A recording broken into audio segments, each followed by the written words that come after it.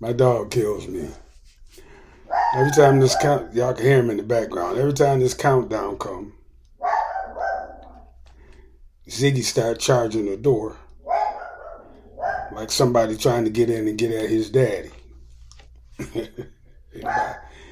I guess he doing his job though. Uh, Happy Friday, IOBA. My name is TC. Before I get started on what I want to talk about, I'm going to explain to some people what IOBA means. What IOBA means. I Institute O of B Black A Awareness. Institute of Black Awareness was a community center that we used to go to back when I was 14, 15 years old.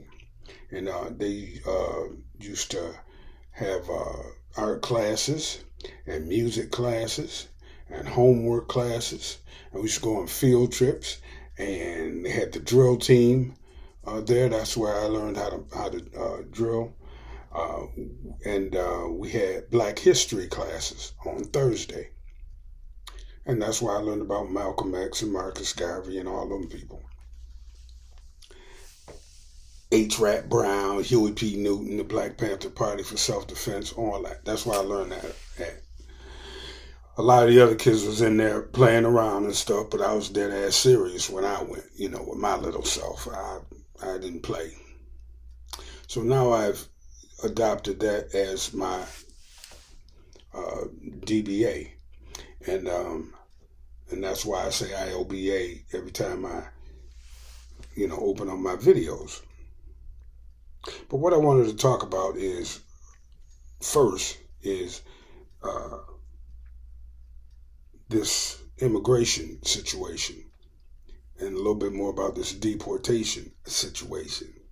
Because people are starting to find out what we black people knew, we black Americans knew for decades and decades. You know what I mean? That the companies don't really care about you, they care about their bottom line. Because back in the day, way back in the day, when I was a child actually, we were the ones who picked all the fruit and harvested all the vegetables and things of that nature. All down south, up north, wherever. I used to go to the bean field all the time. And down south was the same thing. Down south, we're cutting sugar cane and all that. But the Jim Crow got to be a little bit much. You feel me? So, and the factory jobs started opening up in the north. So, of course, we came up north. I think, though, that we came up north for the work. We didn't come up north. I was going to say we didn't come up north to escape racism, because you couldn't escape racism by coming up north. The racism was up north too, but we came up for better job opportunities. Okay, and like I said, Jim Crow was more than racism. It was a whole system of laws and rules and shit that black people had to follow, just to survive. They burning down whole towns and shit down here. So we went up north. So the vegetables and stuff still had to get picked. And they figured out that Caribbean immigrants and Latino immigrants, made better agricultural workers because they required less money. And somehow that got changed into black people don't want to pick this and don't want to, American black people don't want to pick this and don't want to harvest that because, we lazy. No, we just know that y'all don't pay no money. And the growers figured out that they could pay the immigrants sometimes half of what they had to pay us. For example, I can remember picking beans, string beans, at 50 cents a bushel. Now, when I'm little, 8, 9, 10 years old, a bushel looked bigger than a motherfucker to me. I ain't never think I'd fill that thing up. but it was 50 cents a bushel. If you could bring in a bunch of migrants that'll pick them beans for 25 cents a bushel, well, you going to get the 25 cent a bushel guys in to do it. And then you harvesting apples and you harvesting potatoes, whatever you harvesting, they do it for half. You know what I mean? Or 2/3 of what we would do it for. They do it for much less. And so they opted for the cheap labor. And that shit still holds true today. And we've known that for years and years and years, that that's what was really going on. And we used to say it all the time. No, we're not lazy. No, it's not that we can't do the work. And they can miss me with that immigrants do work that Americans can't do. Ain't no work nobody can't do. It's work you will not do for pennies. And that was the situation. And it still is. So now that they're doing all this mass deportation shit, them vegetables still gonna need to be harvested.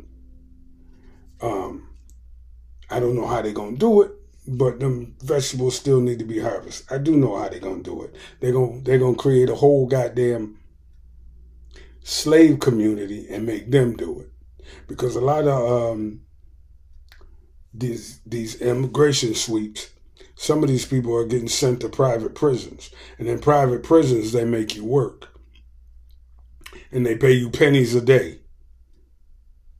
That's more like what I see happening anyway with some of this harvesting that needs to be done. And you're going to see the price of vegetables and fruits and stuff get higher. You know what I mean? As a result of this, deportation and all the labor going away. But them companies, those growers, and will do anything to, bump up their bottom line, because that's what's happening here in America. It's all about profit. And everybody should know that. It's all about profit. And so they're going to figure out a way to get that labor for as little money as possible, if not for free. You see? They're going to more or less try to force black people into those jobs. You know what I mean? And low-income people into those jobs. They're going to try to force us to, I say us, I'm retired, but they're going to try to force black people into those jobs and force low-income people into them jobs, because somebody got to do it. And you deported all of the regular people, the people that normally do it. You know what I mean? So, yeah, I don't see that happening no other way. But be ready for it. And another thing that's happening, it ties right into this. According to Trump, the tariffs are supposed to kick in on Saturday, tomorrow, February the 1st. I don't know if they really will kick in, but you're talking about a 25% tariff on Canadian stuff and a 25% tariff on Mexican stuff, and I think I saw a 10% tariff on stuff coming in from China. And I also saw China said Chinese companies are trying to do a 75% tariff on American goods coming into China. But all of these tariffs, all they do is bump up the prices, because at the end of the day, guess who pay for these increases? The consumers do. That's us. And whether you're white, black, yellow, or brown, you're going to have to pay a little bit more for everything. You know what I mean? I'm in a situation where I don't eat a lot. I'm in a situation where it won't hurt me that much. But people raising families and people in the middle of the struggle, by that I mean people like in their 30s, 40s, 50s, 20s, it's going to be a motherfucker. And the whole country gonna suffer because of it. My coworker asked me today, what do I see? How do I see it coming to an end? I said, well, I think You're going to get a poor people's march at some point. The people going to be in the streets. Right now, it's too cold to be out there. I mean, people do protest and march in the wintertime, but not like they do in the summer. And Donald Trump seems to be unable to see that. They seem to think that they can just run roughshod over the people and the people ain't going to do nothing. They don't remember. I remember, but they don't seem to remember when Richard Nixon and Henry Kissinger was hiding in the White House and they had to park buses and shit all around the White House because they thought that the people was coming in to get them. I mean, the place is a lot more secure now than it was then, but I'm just saying, people going to be in the streets. And dude's approval rating going to be in the toilet. Because everything about to go through the roof. You know what I mean? I don't want to see that happen, but I think that's what's going to happen. And, you know, Elon and Trump and all his other billionaires in his cabinet and all the billionaires he surrounds himself with, they ain't going to feel it. But the people going to feel it. And that's how stuff going to have to change. That's how shit going to have to change. It's going to all come to a head. People going to be in the streets. And my coworker seems to think that Donald Trump ain't going to be able to make his 4 years. That he going to have to resign or something. Me, I think he going to sit right there for 4 more years. But things going to get really, really bad in the meantime. So, save what you can save. You know what I mean? Go old school. Cut out a whole bunch of unnecessary spending and prepare yourself for this economic shock that's about to happen. You dig me? That's all I can come up with on this one. That's all I can come. I mean, medicine, he's taking all the price controls off medicine and stuff like that. Gonna have to do some preventive health care at the same time. Have to come up with home remedies and stuff like that in order to heal yourself, because you ain't gonna be able to afford your medication. I keep saying this, but it's true. They act like they're trying to shrink the population through enacting a bunch of crazy ass legislation. I'm not sure what the hell they're trying to do.